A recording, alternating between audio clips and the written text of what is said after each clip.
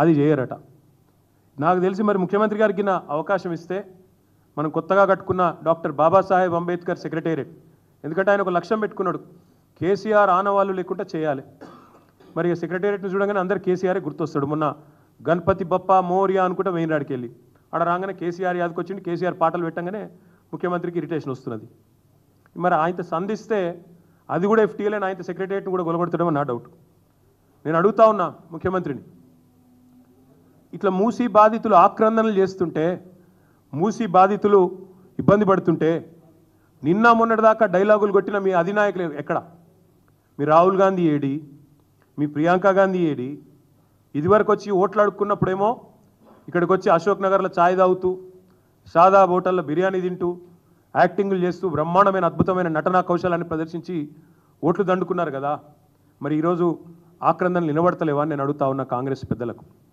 ఢిల్లీ పార్టీలను ఎప్పుడు గెలిపించినా గల్లీలలో ఎప్పుడు ప్రజల ఆక్రందనలు ఇట్లే ఉంటాయి. నేను ఇంకొక మాట కూడా అడుగుతా ఉన్నా, మాట్లాడితే ప్రతి సందర్భంలో అడిగేవాళ్ళు మమ్మల్ని ఏమని, రిటర్న్ ఆన్ ఇన్వెస్ట్మెంట్ ఎంత? మేము కాళేశ్వరం కడుతుంటే అన్నాడు అడిగినారు, కాళేశ్వరంతో ఏం సాధిస్తారు, ఇంత పెద్ద పెట్టుబడి పెట్టి ఏం సాధిస్తారు అని పదే పదే అడిగేది.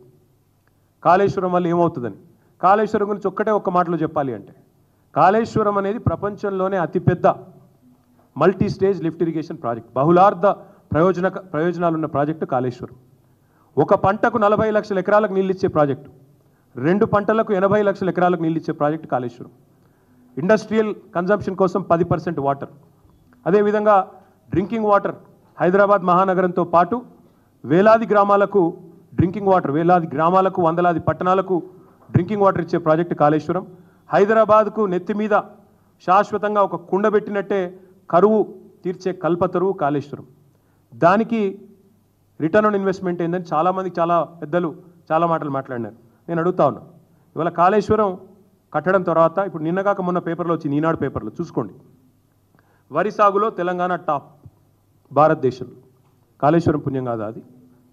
ఇవాళ తెలంగాణలో కాళేశ్వరం వల్ల ఏం జరిగింది అంటే, ఆ 1,00,000 కోట్ల పెట్టుబడితో ఏం జరిగిందంటే తెలంగాణ వరి సాగులో టాప్ అయింది.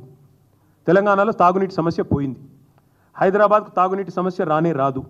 మరి నేను అడుగుతున్నా రేవంత్ రెడ్డి, చెప్పు, 1,00,000 కోట్లతో కాళేశ్వరం కడితే రిటర్న్ ఆన్ ఇన్వెస్ట్మెంట్ ఏంది అన్నావు. నువ్వు చెప్పు నాకు ఈరోజు. నీ మూసీ ప్రాజెక్టు వల్ల మురిసేది ఎంతమంది? నీ మూసీ ప్రాజెక్టు వల్ల రిటర్న్ ఆన్ ఇన్వెస్ట్మెంట్ రాష్ట్రానికి ఎంత? నీ మూసీ ప్రాజెక్టు వల్ల 1 ఎకరానికన్నా నీరు వస్తుందా, సాగునీరు? 1 రైతు కన్నా లబ్ధి చేకూరుతుందా? అంటే ఇప్పటికే మూసీ కింద ఉన్న ఆయకట్టు కాకుండా నేను చెప్పేది కొత్తగా ఏమైనా వస్తుందా? Number 1 point. 1 రిజర్వాయర్ ఉందా ఇంట్లో మూసీ ప్రాజెక్టులో? 1 పంప్ హౌస్ ఉందా? 1 అండర్ గ్రౌండ్ టనల్ ఉందా? ఏం లేకున్నా 1,50,000 కోట్లు అంటే స్కామ్ కాదా? ఎడబోతున్నాయి 1,50,000 కోట్లు. అందుకే నేను అనేది, మీరు మాట్లాడితే మీ రాహుల్ గాంధీ వచ్చి అన్నాడు ఇక్కడికి, కాళేశ్వరం ఏటీఎం అన్నాడు, కేసీఆర్కు బీఆర్ఎస్కు ఏటీఎం అన్నాడు. మరి మూసీ ప్రాజెక్ట్ ఏంది, రిజర్వ్ బ్యాంకా కాంగ్రెస్ పార్టీకి? 1,50,000 కోట్లు అంటే భారతదేశంలోనే అతిపెద్ద కుంభకోణం కాదా ఇది? నమామి గంగేకి 40,000 కోట్లు. ఇంకా మీకు చెప్పాలి, ఇంకా ఉన్నాయి వేరే ప్రాజెక్టులు కూడా తెప్పించిన. ఇగో ఇది Sabarmati river front. Sabarmati river ఫ్రంట్కి మొత్తం ఖర్చు అది 38.5 కిలోమీటర్లు సాబర్మతి రివర్ ఫ్రంట్. దానికైనా మొత్తం ఖర్చు 7,005 కోట్లు, ఇప్పటికీ 7,050 కోట్లు. ఇంకా కొద్దిగా పని మిగిలిందట, 2005లో చాలా అయింది, ఇంకా నడుస్తున్నది. దాని తర్వాత యమునా రివర్ ప్రాజెక్టు 22 కిలోమీటర్లు ఢిల్లీ పక్కకు, ఇక దాని ఖర్చు 1000 కోట్లు, ఇంకా నడుస్తుంది అది కూడా. ఇక దానికంటే ముఖ్యమైనది మీకు కావాల్సింది, ఇక గంగా ఇప్పుడే చెప్పిన నేను మీకు, ఇప్పటికీ ఖర్చు అయింది నమామి గంగేలో 20,000 కోట్లు, ఇంకా 20,000 కోట్లు ఖర్చు అవుతుంది అనేది వాళ్ళ అంచనా. థేమ్స్ నది కూడా ఏదైతే ముఖ్యమంత్రి చెప్తున్నాడో అది కూడా మొత్తం ఖర్చు పెట్టింది వాళ్ళు దాదాపు 40,000 చిల్లర కోట్లు.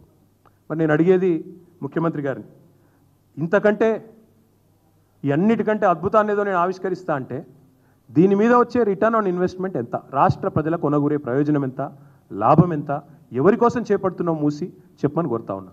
దీనివల్ల మురిసేటోళ్ళు ఎవరు, ఎగిరి గంతేసేటోళ్ళు ఎవరు, నిన్ను ఒత్తిడి పెడుతున్నది ఎవరు, నిన్ను అసలు ప్రజలకు ఇచ్చిన వాగ్దానం అమలు చేయకుండా నువ్వు ఒక దిక్కేమో పైసలు లేవు అంటావు, పెన్షన్లు పెంచమంటే పైసలు లేవు, పక్క రాష్ట్రంలో చంద్రబాబు